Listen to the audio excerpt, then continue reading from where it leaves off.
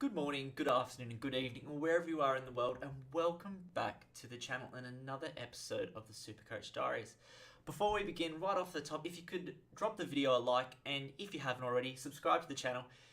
I really do appreciate the support you give me with this series and with the other series on my channel. So if you could do that, it would be so much appreciated.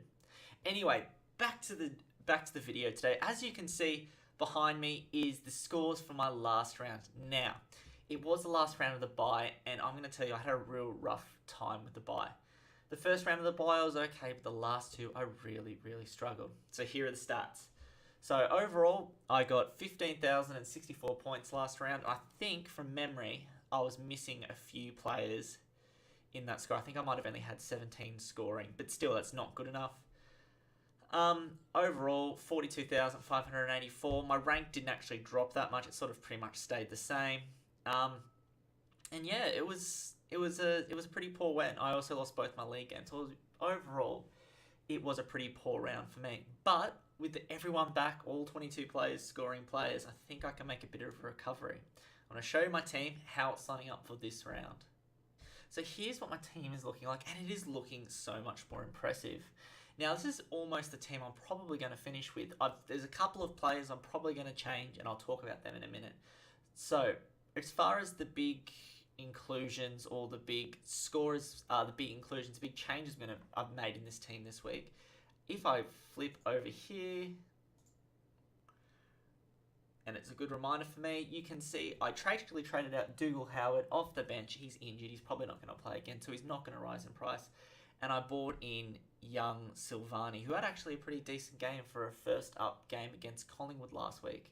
And with that money, and the money I already had left over, I changed Christian Petracca. I switched him out for Lance Franklin. Now, the reason I'm switching for Lance Franklin is Franklin's relatively cheap, and I think towards the end of the year, he's probably going to start turning his form around. Heading into finals, he's really going to hit his best possible scoring zone, and he's going to score a lot of big points. So I've decided to bring him in. So that are my two trades for this week. I'm left with 6 trades, and I have $186,000 left. So what am I going to do with my last 6 trades? Well, here's what I'm going to tell you I'm going to do. If you have a better way for me to spend the money, do let me know in the link in the comments below. But I'm going to tell you how I think I'm going to spend the money. So if you look at my defense, I've got Tippin, Woody, and Adams. Now, I don't know. I'm going to downgrade one, and I'm going to use the money to turn the other one into my last premium defender. Probably someone like a Boyd, or perhaps Jason Johannesson, who's back for the Bulldogs. We'll see how we go. But we're going to get a nice, big scoring premium key defender for us. As far as the mid, and this is what's going to leave me with a problem is, I've got Liberatore and I've got Kerridge. Now, Liberatore, I could probably upgrade to a better player, and the same thing I could also do for Kerridge. But with the only 6 trades left, I don't only really want to upgrade one, and here's why.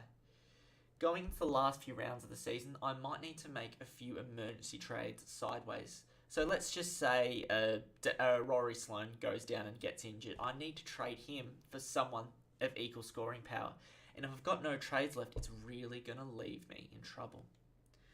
So to upgrade Liberatore or Kerridge, I'll downgrade Davis over here, who's 304,000, who's actually made some really good money this year. I'll downgrade him, use that extra coin to turn one of my either Liberatore or Kerridge up to a premium, and then I think that my team from there is pretty settled. Now, in a perfect world, I'd like to trade others. Like, I reckon I could switch Green out for someone. Jack Viney's been a bit disappointing, but I unfortunately don't have the trades to do that, so I'm just going to leave it the way it is. So, Adams or Tippin Woody into a defender. One of Libba or Kerridge into into a premium forward or a premium mid, and then have 2 trades left over just in case for that rainy day that some people in my team go down with injury or get rested. As far as captains this week goes, I'm not 100% sure. This is a bit of a funny round for me as far as captaincy goes. I'll probably end up doing this. I'll probably end up just putting the captain on Dangerfield. But a person like Gary, who had a quietish week last week by his standards, are up against the Lions this week, so he could have a really big scoring week. we'll wait and see. I'm undecided on captains, but we'll see how we go. Anyway, guys, thank you for watching another episode of Supercoach Diaries. Remember, like the video, subscribe to follow the rest of the series. We're getting into the business end of the season. I hope that I can start hitting a bit of form, getting my rank a bit lower, and heading into those 2 league finals and hopefully taking away the premiership. Thank you for watching, guys. I hope your team's doing better than mine, and I'll see you later.